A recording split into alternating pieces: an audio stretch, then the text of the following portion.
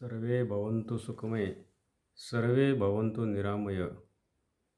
इस पंक्ति के अनुसार महर्षि वाग्भट ने अपने वाग्भट संहिता में 4 से 5,000 सूत्र बताए हैं।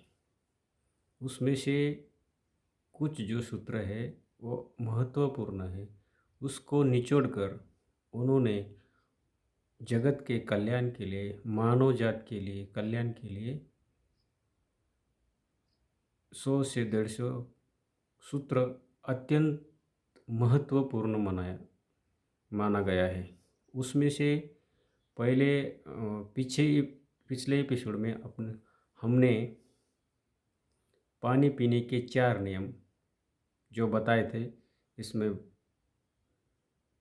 सुबह उठकर 1.25 लीटर पानी पीने का, उसके बाद खाना खाने के बाद 1.5 घंटे में पानी पीने का, पानी ज़मीन पे बैठ पे घूट घूट पीने का और ठंडा पानी कभी नहीं पीने का। ये 4 सूत्र बताए थे। उसमें से आगे के सूत्र की बात इस एपिसोड में हम करेंगे। महर्षि वाग्भट ने अपने शरीर पर ज़्यादा से ज़्यादा रिसर्च किया है। 135 वर्ष उन्होंने अपने पूर्ण शरीर पर रिसर्च करके एक सूत्र में बांध लिया, एक ग्रंथ बांधा। उसका नाम है वाग्भट संहिता। इस वाग्भट संहिता में उन्होंने और एक शरीर के नियम बनाए, जिसमें वो कहते हैं कि शरीर के जो 14 वेग है वो वेग को कभी मत रोकना। अगर तुमने उस वेग को रोकने की कोशिश करेंगे तो जीवन में तुम कभी नहीं सुखी रह पाओगे। इसलिए उन्होंने वाग्भट संहिता में शरीर में निकलने वाले जो वेग है, 14 वेग, उस वेग के बारे में उन्होंने बात की है। तो उस बात पर आप इस एपिसोड में चर्चा करेंगे। वो 14 नियम कौन से हैं, 14 वेग कौन से हैं, वो हम देखेंगे। पहला वेग है हंसू। हंसना ये नैसर्गिक वेग है, उसे कभी नहीं रोकना चाहिए।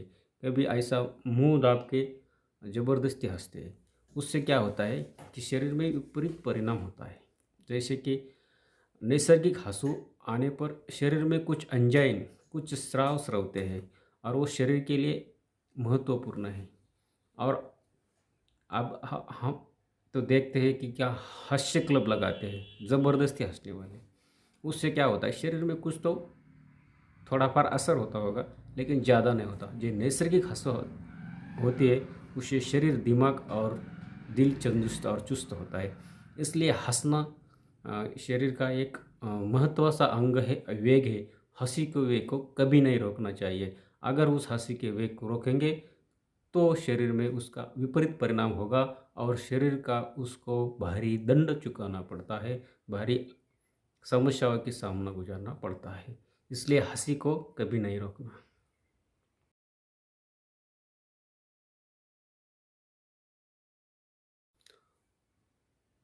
दूसरा वेग है रोना। ये रोने का मतलब क्या होता है, शरीर में से जो भावनाएं हैं, जो अपने शरीर में जो तादात्म्य है, अपने दिल पे लगा हुआ असर है, वो निकालने के लिए आदमी रोता है। रोने के बहुत ही स्राव अंजाइन होते हैं।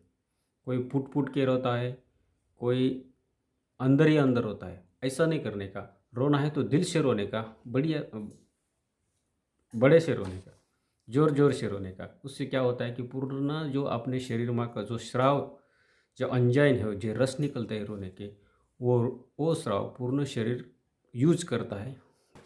इसीलिए रोने का जो वेग है उसको कभी मत रोकना। रोना है तो खुल के रोने का।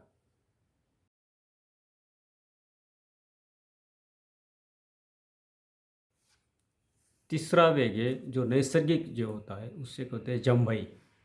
जम्भाई बोले तो शरीर में से आलस्य निकलता है।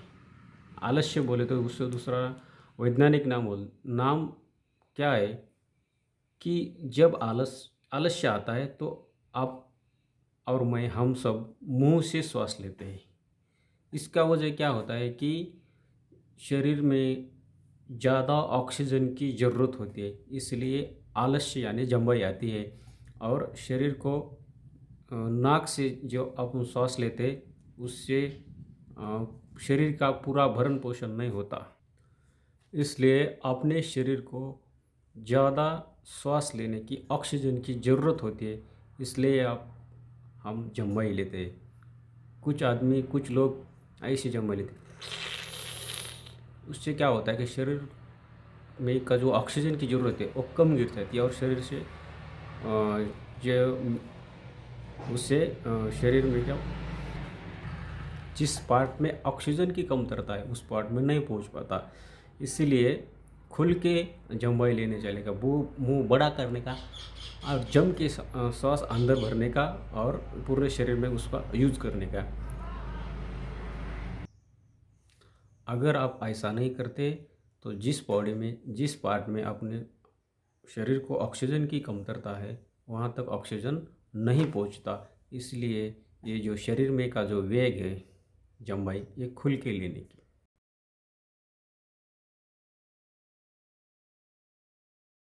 दूसरा वेग है छींक। ये छींक ऐसा वेग है शरीर में का जो कुछ अनजाने को एक्स्ट्रा ऑर्डिनरी मटेरियल है वो बाहर निकालने की क्रिया होती है। शरीर को तंदुरुस्त रखने के लिए ये छींक की ज़रूरत होती है। शरीर की ज़रूरत वो पूरी करने के लिए छींक की आवश्यकता होती है, वो तुम पूरा करो।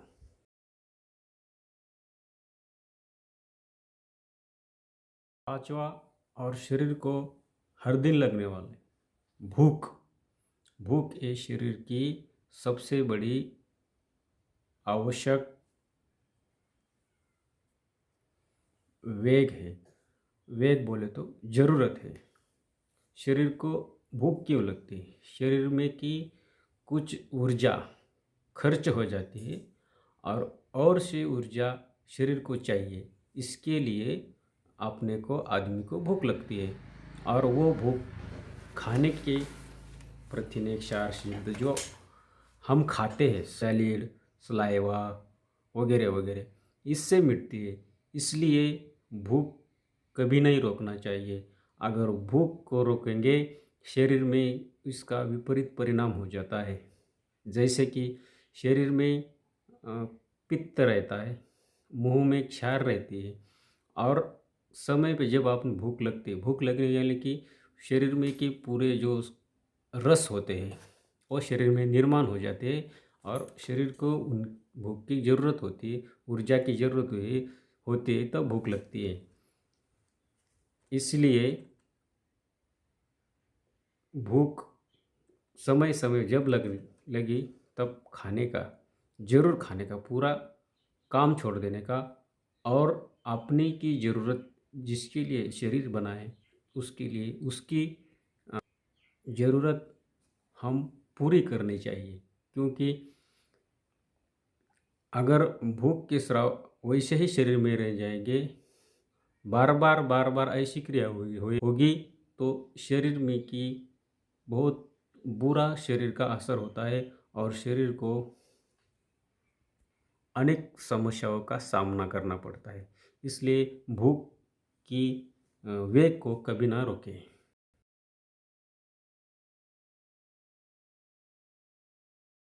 छठवां वेग है प्यास। शरीर को प्यास क्यों लगती है? शरीर में कुछ क्षार की आवश्यकता होती है और वो तुरंत चाहिए, इसलिए आदमी को प्यास लगती है और वो पानी में पूरे क्षार घुले हुए रहते हैं और पानी पीने के बाद शरीर में ताबड़तोड़ उसका यूज हो जाता है। इसलिए प्यास को कभी नहीं रोकना चाहिए। अगर प्यास को रोकेंगे तो मूत्राशय संबंधित पूरा समस्या अपने शरीर में आ सकता है।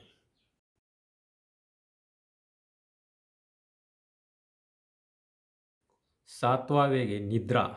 ये सबसे महत्वपूर्ण वेग है। जब आपको नींद आएगी तब जरूर सोना। शरीर को वय वयों के अनुसार नींद लेनी जरूरत है। युवकों को 6 से 7 घंटे नींद की आवश्यकता होती है। इसलिए शरीर नींद से चुस्त और तंदुरुस्त रहता है। शरीर में का जो वेग है, शरीर में की जो स्राव है, शरीर में की मल मूत्र जो सबकी रॉ मटेरियल है, उसकी पाचन अच्छी तरह से हो जाता है। इसलिए अ, निद्रा नींद शरीर को बहुत ही आवश्यक है।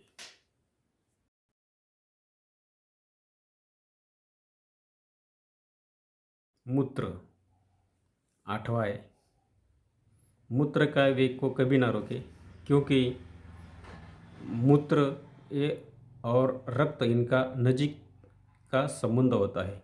अगर मूत्र आप बार बार रोकेंगे तो शरीर में का जो अ, रक्त संबंधित आ जाए रोग है वो सब आपको लग सकते हैं। मूत्र संबंधी विकार है जो आपने को हो सकते हैं, त्वचा विकार, सोराइसिस, किडनी फेल, ये जो विकार है वो सब मूत्र संबंधित आजार रोगों से संबंधित है। इसलिए मूत्र का वेग को कभी ना रोकें।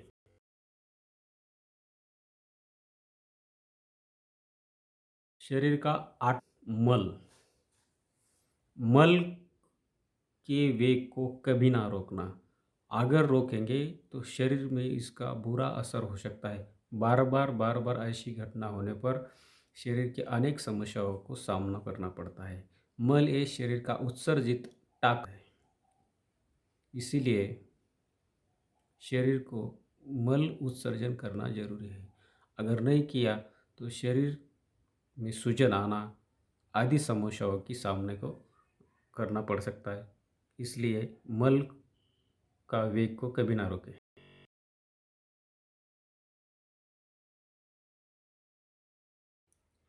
शरीर का 10वां वेग है डकार। इस वेग को कभी ना रोकें, क्योंकि पित्त संबंधी बीमारियां और छाती में जलन जैसा होने लगता है। इसलिए डकार को कभी ना रोकना। और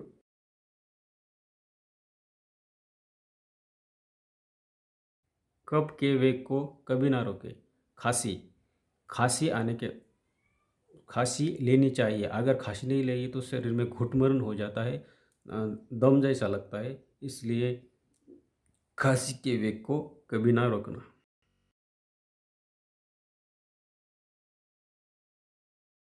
श्वास श्वास के वेग को ज़्यादा कभी ना रोकना। अगर श्वास के वेग के बार बार रोकेंगे तो शरीर में ऑक्सीजन पुरवठा ऑक्सीजन अधिक मात्रा में नहीं जाएगा, और शरीर में ऑक्सीजन अधिक मात्रा में नहीं गया नहीं तो शरीर का विपरीत परिणाम हो सकता है। इसमें श्वासों संबंधी जो व्यायाम होते हैं, प्राणायाम वगैरह, उस संबंधी श्वास पर नियंत्रित क्रिया कर सकते हैं। लेकिन बाकी के समय श्वास के वेग को कभी ना रोकना।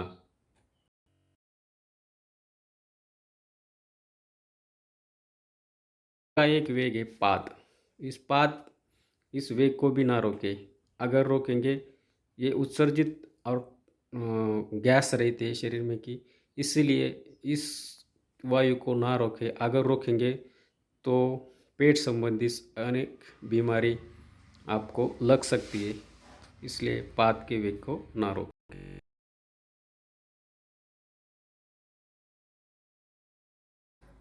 वीर्य इस ये भी वेग है जो भोगी होते हैं उसने उसको ये वेग को नहीं रोकना चाहिए, और जो योगी होते हैं वो इसको ये वेग को रोक सकते हैं। ये आध्यात्मिक योग का भाग है, इसमें आया है, इसके लिए तुमको बताने के लिए मैं बोल रहा हूँ।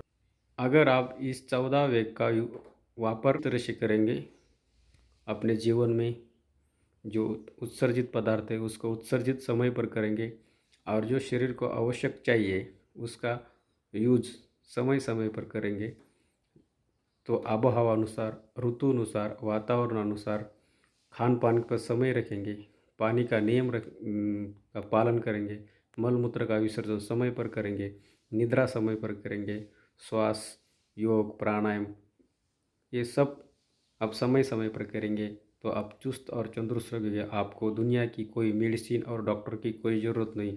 आप दीर्घायु और